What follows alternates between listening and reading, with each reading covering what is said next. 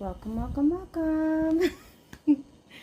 first, first official episode of Play With Your Dick, Not Me. I was just thinking as I was setting this up, because I don't have like an official studio or anything like that. I was thinking maybe one day I will. And how funny it will be to just kind of have one of those like Drake started from the bottom, now we're here moments. Like, remember when I used to film and my shark was in the background? You know, that kind of thing. We'll see. I've actually been wanting to do a podcast for a few years. Just, you know, when they started getting popular and everybody was doing them. I remember when I first was introduced to them, it was my husband, Tiger, actually introduced me. And I was like, these are boring. You just sit here and listen to people talk. I remember it was Rooster Teeth. They were a really popular podcast show on YouTube. They're not, I don't think they're really around anymore. But yeah, like it eventually took off and, you know, now I've listened to podcasts for years. I've wanted to do my own. I remember like trying to get friends excited, like, oh, we should do a podcast. And I don't know, I just tend to have a lot of friends who are just like, yeah, that sounds cool. And then it never actually happens. And so like, I guess the person of my friend group that's like, okay, well, I'm going to do it. So, I remember being that way, like as a kid, if I wanted to go out for cheer and none of my friends wanted to, like they would have to do things as a group. And I was always like, I'm not waiting for you. If I want to do something, I'm going to go do it. So yeah, it's been a very transformative year for me. I know I don't look like it. I look very upbeat and happy, but, I'm the saddest I've ever been in my entire life. I call it functional depression, where nobody knows that there's anything wrong with me because I walk around all day long smiling, happy, acting normal. And yeah, I mean, maybe I'll talk about the reasoning behind it more. I'm not going to get into it today, but I've just kind of, the spiritual awakening of it all, outside of being filled with grief and everything, I kind of just feel like in a way that I've kind of been reborn, and stuff that I've kind of pushed to the side, or things that I used to love doing or be passionate about, or dreams that I had, I kind of feel myself having the inspiration to do those things. I'm trying to find myself again. I'm trying to get to the other side of this grief, this spiritual thing that happened to me, and just figure out my purpose. And so, you know, since I was a girl, like a young girl, I loved writing. I was always told that I should be a writer. I wrote, you know, stories. I was writing like, not plays, but like, what's the other word for movies? Like I was like writing like scripts. I was, writing stories. I was writing like, I would have these crazy dreams and be like, that would make a great movie. And so I would just, you know, start typing stuff. I remember I put together a whole album when I was in high school of just lyrics. I can't sing. I love to sing, but I put together like a whole song album, poems. And I've just recently got back into writing. So I'm working on 2 books right now. I might share later, kind of dabbling back in poetry, just things that I kind of put down for years that I've just, you know, kind of gotten into, you know, back into, and podcasts was one of the things. So, a little bit about me. My name is Mercedes. I was born and raised in California. Currently live in Utah. I've been here for several years. I'm happily married. I have 3 kids. And yeah, so this podcast will basically be discussing life, love, relationships, marriage situationships, friendships, friendship loss, trauma, mindfulness, healing, therapy, family, saying no to family, setting up boundaries with family or other people in your life, spirituality. But really no topic is off limits. I figured today's episode, because I was kind of thinking about it on my way home from work, I was kind of thinking, like, what should the first episode be about? And, you know, I will probably later on have guests, like my husband will probably be on sometimes if I can convince some of my friends. Um, yeah, I haven't decided a schedule yet of like when I'll post episodes, so. But I was thinking this first episode, since I just figured, well, what am I currently stressed about in my life? Um, so I figured the first episode will just be about family. I have my sister coming to visit me next week. Um, so I figured this episode would be about family and boundaries.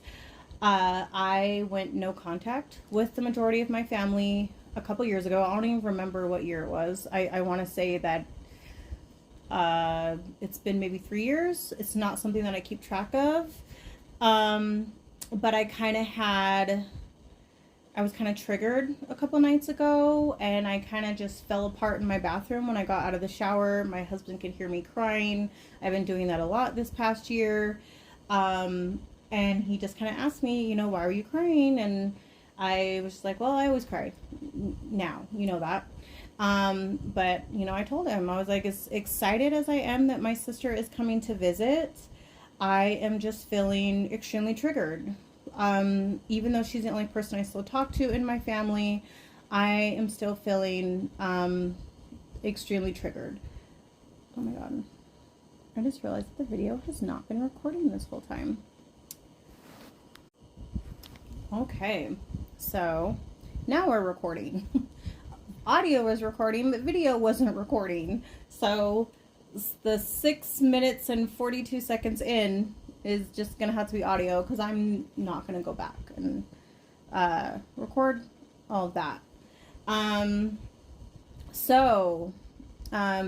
This is probably gonna have to be separate, or we can just jump right in from where I was at. So before I realized that this was never recording, I was saying that this week's topic was going to be, you know, first episode was going to be about family and boundaries. So I was just talking about how I had a moment a couple nights ago. I got out of the shower and I just got extremely triggered and just kind of fell apart and was crying in my bathroom. My husband could hear me, so when I got out of the bathroom, he was like, what's wrong? Why are you crying? So my sister is coming to visit. She will be here next week. She's the only person in my family that I still talk to. And even though I am extremely excited to see her, I think what triggered me and made me so upset, and I just sat up and cried for a couple hours, is I was like, even though I'm excited to see my sister, she's still a big reminder of everybody that I lost. Not that I see them as a loss. I'm at peace with my decision to go no contact with my toxic family. I wrote that goodbye email a couple years ago and haven't looked back since. My life is exactly how I want it. I have excellent, wonderful, amazing friends who are like family to me, who are good to me, good for me. I have an amazing husband. I have great kids. I am not lacking in my life. I'm very much at peace with my decision. I love that quote from Britney Spears from her book that just came out a couple years ago. I read it twice. That's how much it resonated with me. How she goes, you know, I have made peace with my family. I just realized the first 6 minutes in, this was not recording. Oh, I'm sorry. So, that's okay. You're soaking wet, babe. Love you. Her book, The Women in Me. Yeah, I read it twice. First time was to just like absorb what I just read, and then the second time to let it resonate. She has the quote, I might not say it exactly. I have something about like, I've made peace with my family. And by that, I mean, I never want to see them again, and I'm at peace with that. I very much resonate with that quote. I had to read a lot of going no contact with family, removing yourself from toxic family members. I had to read a lot of material around that time just to help me cope and feel validated. Sherry Campbell, she has some great books on cutting ties with toxic family members. Um, uh, Nedra, I'm gonna have to look these up because I'm like blanking. Nedra Chawab, I believe. Um, she has a couple good books about like establishing boundaries and finding peace. I can get those exact titles later on. But yeah, I remember I was reading a lot of that stuff, a lot of those books then because it was really helping me cope with my decision to go no contact. So when I decided to go no contact, I was saying goodbye to, because I have a big family, so I was saying goodbye to a lot of people, and so I felt like I had lots of voids to fill. Um, so yeah, so I was just triggered the other night, and there was a part of me that actually wanted to just tell my sister, you know what, as much as I love you, as much as I want to see you, I don't want to see you because you're triggering something in me. But that was a few days ago. I'm feeling a lot better. Even if I were to say that to her, I think that she would understand and she'd respect my boundaries. At this point, I think she knows where my boundaries are. If we talk, don't give me an update. I think that's very important. When you're establishing boundaries with family, if there are family members that you have not gone no contact with, for me personally, I don't need an update. If this person's not in my life, if I don't talk to them, I don't need an update on their life. I don't care. I don't care what's going on, good or bad. Don't update me. Like these people are not a part of my life anymore. So I think at this point she knows that. The other part that triggered me is I was like, well, is anybody else coming? Do I have to have anxiety about running into one of them at Walmart or something? And so when I was explaining all this to my husband, he knows me right off the bat. If I mention anything about my biological family, it's like all the air in the room disappears because he's like, okay, I'm going to lose my wife for however long this visit is because her anxiety is going to be through the roof, way up here. She's going to be here, but she's not going to be here. She's not going to be present. I'm going to be talking to her and she's not going to be listening. She's going to need lots of therapy appointments that week. She's going to be crying a lot. She's just going to disassociate. And my husband knows that. But he still continues to show up for me however I need. I may need to drink extra, whatever. Just be inebriated for the whole visit. That's how he's seen me in the past because my anxiety gets so bad. One way that I've always kind of explained it best to people, because it's hard when people don't understand your family dynamic or why you chose to go no contact. I mean, you'll kind of encounter all types of people. Either they understand and it resonates and they validate you, or they just don't understand because they have a good relationship with their own family and they just can't even fathom not talking to their mom or their dad or their sister or their brother or their aunt or their grandparents, whoever. So people sometimes may, guilt trip you or manipulate you and be like, oh, well, that's your mom or that's your dad, or you only have one dad, you only have one mom. Okay, well, that's manipulation. Like, I know how to count. I know. One mom, one dad. But at the end of the day, toxic is toxic. For me, one of my sisters that I have no contact with and I have no desire to ever speak to her again, she's the most toxic person to me in my life, always has been.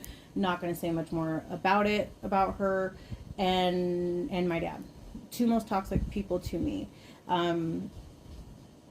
And like, I have my reasons. I don't need to go into. I don't need to explain it to anybody. I don't owe anyone an explanation. Just like anybody else that has chosen to go no contact with their own family doesn't really owe anyone an explanation, because we know that we've given those family members chances. We know that we've given them grace and space to hold themselves accountable and apologize, to hear you out, without gaslighting you or calling you a liar. I tried many times before ultimately deciding to go no contact with my family to have those hard conversations with my own father about things that had traumatized me as a child, or things that I'm still holding on to, or things that still trigger me. And he chose to just not meet me where I was and apologize or take accountability. Um, you know, so, but yeah, so I just, you know, even though I'm feeling a lot better today, I know that I'm going to be a little more on edge the next 2 weeks. But what I was getting at is the thing that I try to explain to people who don't really understand is Roseanne, the old Roseanne show, that used to come on in the 90s. My mom loved that show, and I remember it was always on in my house. There was a scene that resonated with me from one of the episodes. Roseanne and Jackie, who are normally really close, get along. They find out that their parents are coming to visit.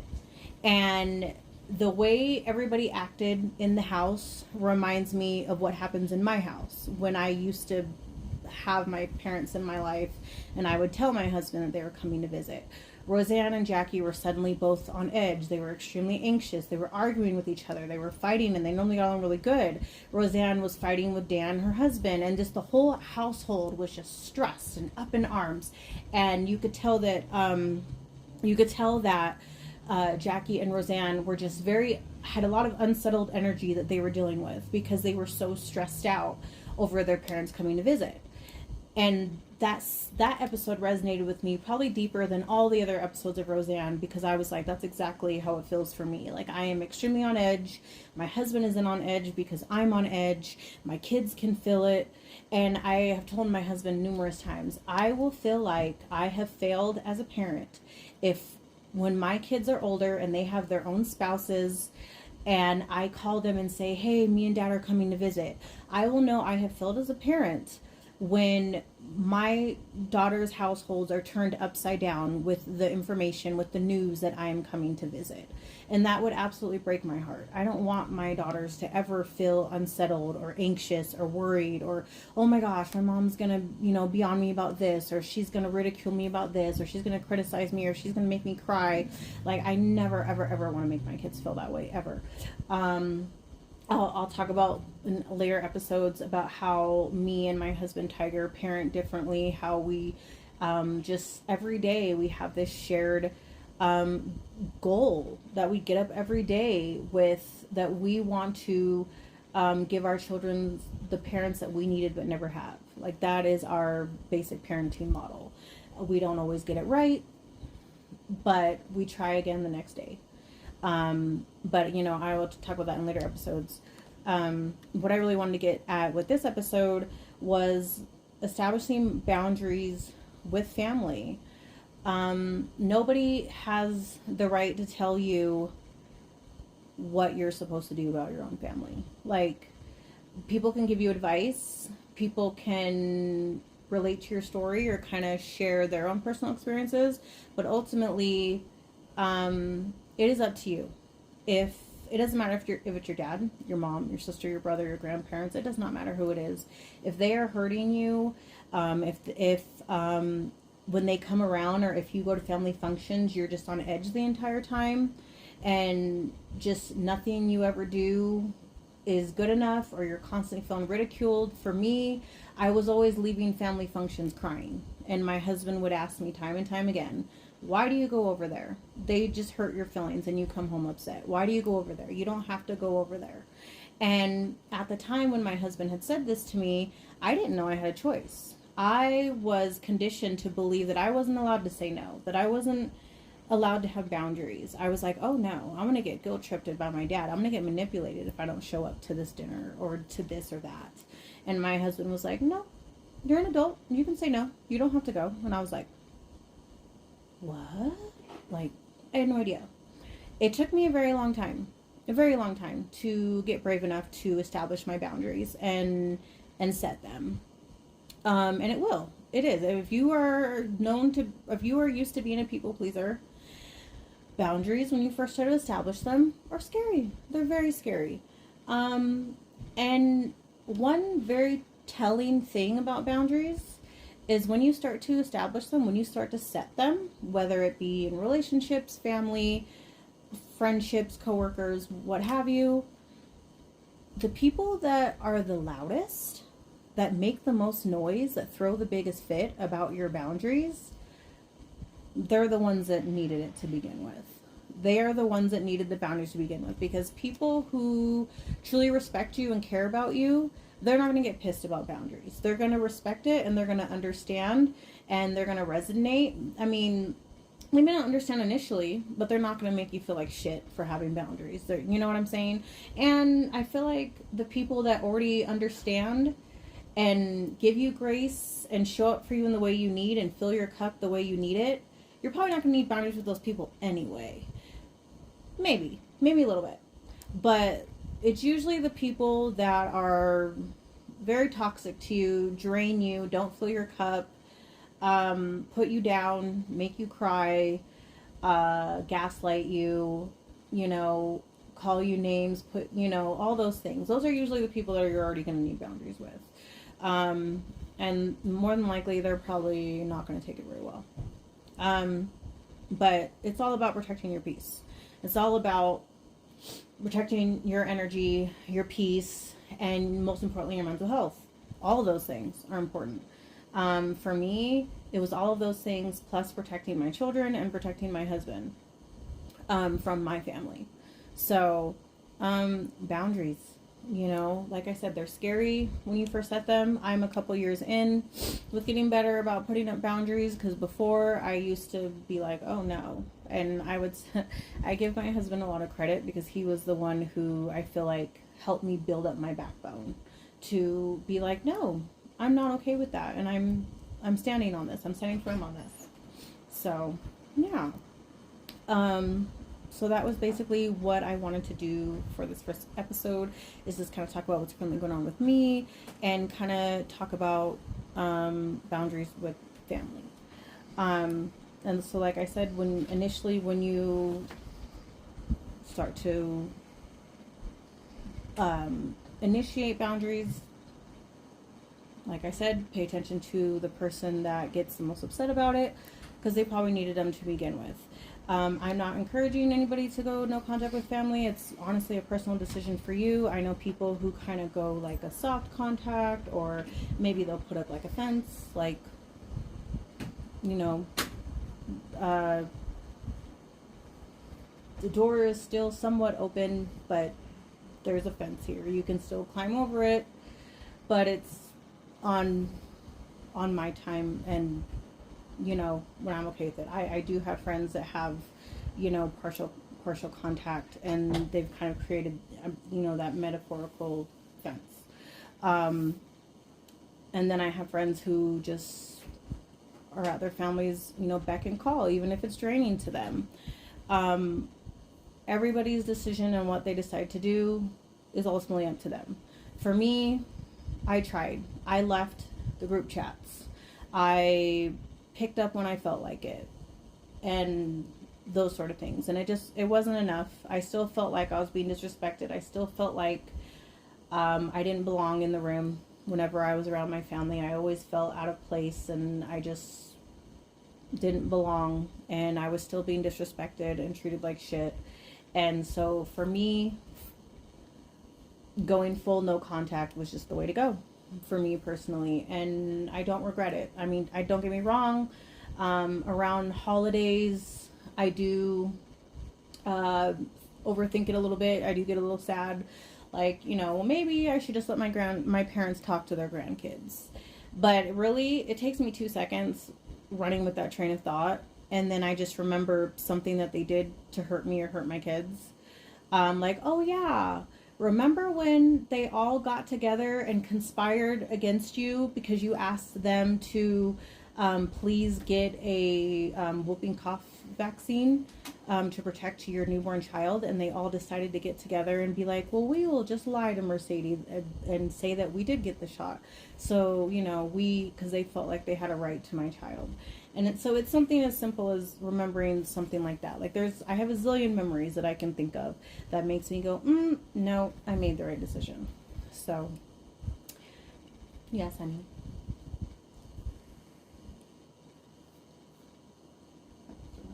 No, I want that.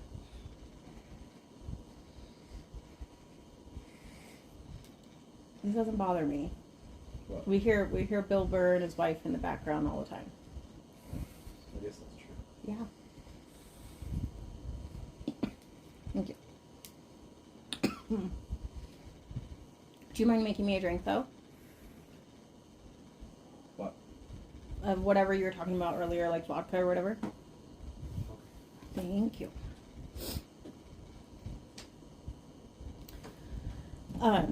So, yeah, I don't mind interruptions. So you will hear my husband or my kids going in and out. I was like, this is my podcast. I can do what I want. So, but yeah, that's usually how it goes for me. I will have a few moments of just, feeling sad and like, did I make the right decision? And then I just think of like, oh, remember when this happened? Remember when they did this? Remember when your stepmom made a huge scene at the hospital right after you had your baby? And, talked a bunch of crap about your husband. And yeah, it goes like that. It takes me a couple seconds just remember something that they did or how they disrespected me or my kids or my husband. And then I'm like, no, I made the right decision. Nobody has apologized. Nobody has taken accountability. Nobody thinks that they've done anything wrong. So, like I said, I have created my own chosen family. I have my husband, I have my kids, and I have, awesome friends who love me and who show up for me and fill my cups in the way that I need it to. And I kind of feel like I manifested the life that I wanted. So I don't lack at all. Like the friends that I have are like the sisters I've always wanted. And so, yeah, I very much feel like I manifested the life that I always wanted. So, my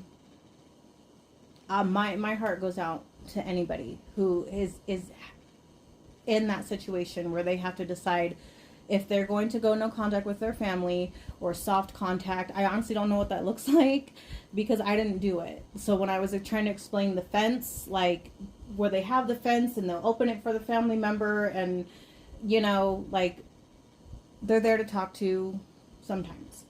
I however did not go that route. So I don't really know how that works out for other people. Like I have friends who have tried to email or break down their feelings, and that either went how it went, or they just continue to tolerate the disrespect. It doesn't even have to be a big thing that makes you suddenly decide that you're just done with your family. Like for me, it wasn't even that huge of a thing, but it was just a light bulb moment of, I'm done. Like of all the other things, and then it was just the last straw.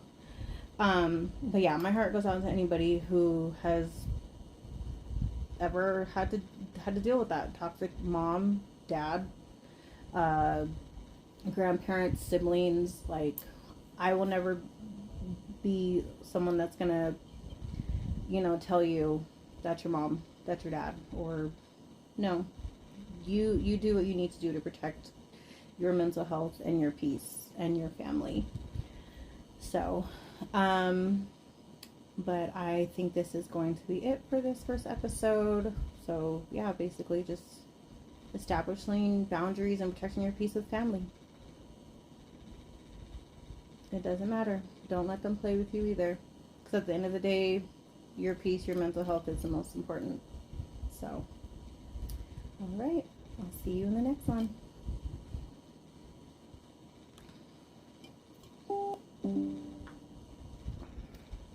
Let's see.